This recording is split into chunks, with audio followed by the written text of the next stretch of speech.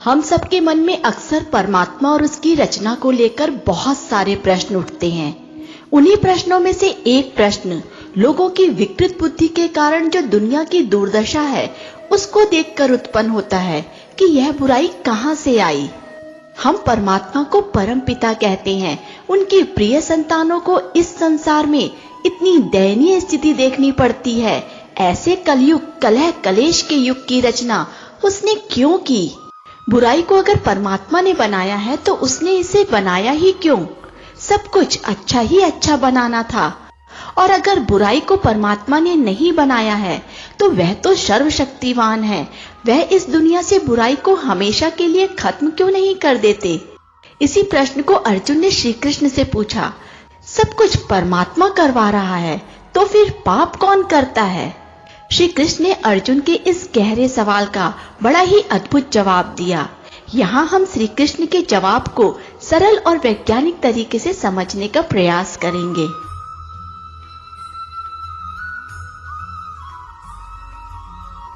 हम चाहते भी नहीं कि हम बुरा कर्म करें। परमात्मा तो चाहेगा ही नहीं कि बुरा कर्म हो। फिर कौन हमसे बुरा कर्म करवा लेता है? अलग अलग चिंतकों ने इस प्रश्न के अलग अलग उत्तर खोजे जो बहुत गहरे नहीं गए। कुछ का कहना है कि एक पापात्मा है, वो यह सब बुरे कर्म करवाती है। उसे अलग अलग नाम दिए गए हैं, असुर, राक्षस, शैतान, दानव। तब प्रश्न यह आता है कि क्या वो पापात्मा परमात्मा से भी शक्तिशाली है जिसे वो हमेशा के लिए खत्म नहीं कर पा रहे हैं? अगर ऐसा होता तो लोग पापात्मा को सर्वशक्तिवान मानते, परमात्मा को नहीं। कुछ विचारकों का कहना है कि परमात्मा ने हर चीज जोड़े में बनाई है। उसने हमें भी आधा देवता और आधा दानव बनाया है। परमात्मा ने देवता और दानव को इसलिए बनाया है जिससे सही और गलत का निर्माण किया जा सके। उनका कहना है कि जब दानव हमें दुख, दर्द और बुराई देता है तब हमें अच्छाई की तरफ जाने की प्रेरणा मिलती है। अगर ये दानव हमारे सामने चुनौतियां नहीं देता तो हम उस परम ब्रह्म, परम तत्व, परम शक्ति को भूल जाते, उन्हें याद नहीं करते। मनुष्य को याद रहे कि उनके ऊपर भी कोई परम सत्ता है तथा मनुष्य के जीवन की सार्थकता बनी रहे, इसलिए अच्छाई और बुराई दोनों को उत्पन्न किया गया है। ये उत्तर ना तो मनोवैज्ञानिक है और ना ही बहुत गहरा है। क्या दानव का डर दिखाकर वो परम शक्ति मानव से अपना गुणगान करवाना चाहती है? इस दुनिया में अगर कोई इंसान अपना गुणगान करवाने के लिए लोगों को डराए धमकाए तो क्या हम ऐसे पतित इंसान को सही मानेंगे? तो वो परमात्मा ऐसे कैसे कर सकता है? हम एक बार भी नहीं सोचते कि हम उसे परमात्मा कहते हैं और उसे अनजाने में एक पतित इंसान से भी गया गुजरा परिभाषित कर देते हैं।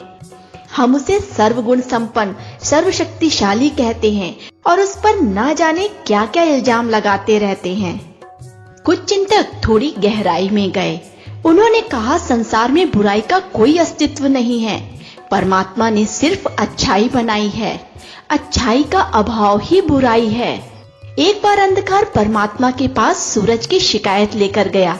उसने परमात्मा से कहा, यह सूरज मुझे बहुत परेशान करता है, वो हमेशा आकर मुझे समाप्त कर देता है। परमात्मा ने सूरज को बुलाया और उससे पूछा, तुम अंधकार को क्यों परेशान करते हो? तो सूरज को बड़ा आश्चर्य हुआ। उसने कहा, यह अंधकार है कौन? मैं तो इसे जानता भी नहीं, कभी उससे मिला भी नहीं, फिर मैंने कैसे उसे परेशान कर दिया? प्रभु, आप उसे मेरे सामने बुला दीजिए, मैं उससे क्षमा मांग लेता हूँ। पर अंधकार सूरज के सामने आए तो आए कैसे?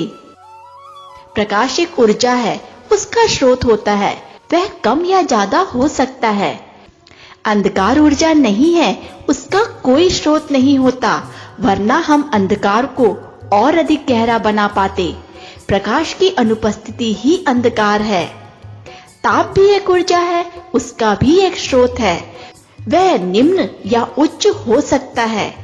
हम ठंड को नहीं माप सकते। ठंड केवल एक शब्द है जिससे हम ताप की अनुपस्थिति को वर्णित करते हैं। ठंड ताप के ठीक विपरीत नहीं, बल्कि उष्मा या ताप की अनुपस्थिति है। जिस प्रकार प्रकाश की अनुपस्थिति अंधकार, ताप की अनुपस्थिति ठंड, जीवन की अनुपस्थिति मृत्यु, उसी प्रकार अच्छाई की अनुपस्थिति बुराई है। यह पूरी दुनिया कहीं न कहीं प्रकृति के नियम के विपरीत चल रही है, जिसके कारण दिव्यता रूपी प्रकाश व तेज कम होता जा रहा है। तभी बुराई रूपी अंधकार का अनुभव हो रहा है। जब इस प्रश्न को अर्जुन ने श्री कृष्ण से पूछा, सब कुछ परमात्मा करवा रहा है तो फिर पाप कौन करता है? श्री कृष्ण ने कहा, पहले यह ध्यान दो कि तुमने अहंकार की मुट्ठी बांधी है या समर्पण की अंजलि बनाई है, तभी इस ज्ञान को ग्रहण कर पाओगे। श्रीमद् भगवत गीता के 14वें अध्याय में श्री कृष्ण सत्व रजस तमस गुणों की व्याख्या करते हुए कहते हैं, प्रकृति के गुण 3 तरह के होते हैं, सात्विक गुण, राजसिक गुण, तामसिक गुण।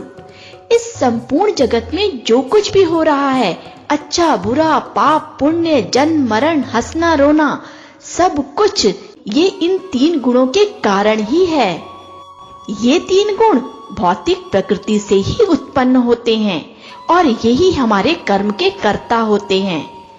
धर्मज्ञानी भी पंच महाभूतों से बना है और अधर्मी भी, परंतु प्रत्येक मनुष्य के स्वभाव, बर्ताव व कार्य भिन्न भिन्न होते हैं। मनुष्य का स्वभाव और कर्म ही उसका परिचय है।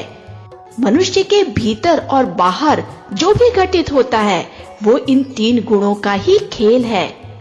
हर काम सतो रजो तमो तीनों में से किसी एक से ही प्रभावित होता है। हमारे धर्म ग्रंथों में इन्हीं 3 शक्तियों को ब्रह्मा विष्णु शंकर कहते हैं। आज आधुनिक विज्ञान ने भी परमाणु का विश्लेषण करने के पश्चात कहा कि प्रकृति त्रिगुणा है। पदार्थ का अंतिम परमाणु 3 हिस्सों में टूट जाता है, neutron, proton, electron. Electron negative है, प्रोटॉन पॉजिटिव है और न्यूट्रॉन ना निगेटिव है ना पॉजिटिव, बैलेंस है। इन तीनों में भी वे ही गुण धर्म है जो सत्व रजस तमस के हैं। जिस प्रकार न्यूट्रॉन, प्रोटॉन, इलेक्ट्रॉन के बिना परमाणु नहीं बन सकता, उसी प्रकार सत्व रजस तमस गुणों के बिना जीवन नहीं हो सकता। ये तीनों शक्तियां ही जीवन को सृजन देती हैं। जीवन का अंतिम विश्लेषण इन 3 शक्तियों पर ही टूटता है। तमस अवरोध का तत्व है, स्थिरता का तत्व है। अगर तमस न हो तो जगत में कोई भी चीज स्थिर नहीं रह सकती। अगर आप कोई पत्थर फेंकते हैं तो वह अनंत काल तक चलता ही रहेगा, कभी गिरेगा नहीं, कभी रुकेगा नहीं। आप खुद इस पृथ्वी पर इसलिए खड़े हो पा रहे हैं कि यह जमीन आपको खींचे है, वरना कब के उड़ गए होते। हम पृथ्वी के इस खिंचाव को, इस तमस को, इस अवरोध को गुरुत्वाकर्षण कहते हैं। दूसरी महत्वपूर्ण बात यह है कि गति तभी संभव हो सकती है जब अवरोधक शक्ति का प्रयोग करते हैं। जैसे कार में ब्रेक ना हो तो कार की गति संभव नहीं। ब्रेक के कारण ही हम उसकी गति बढ़ा पाते हैं। और अगर कार एक बार चल गई तो कभी रुकेगी भी नहीं, उसे ब्रेक भी चाहिए। जो अवरोधक है, एक्सीलेटर ही काफी नहीं है। जीवन एकदम विस्फोटक हो जाएगा अगर उसमें रोकने वाली ताकत ना हो। तमस रोकता है, रजस गति देता है और सत्व इन दोनों का संतुलन है। जैसे कार में एक्सीलेटर है गति देने के लिए, ब्रेक है रोकने के लिए और ड्राइवर संतुलन है।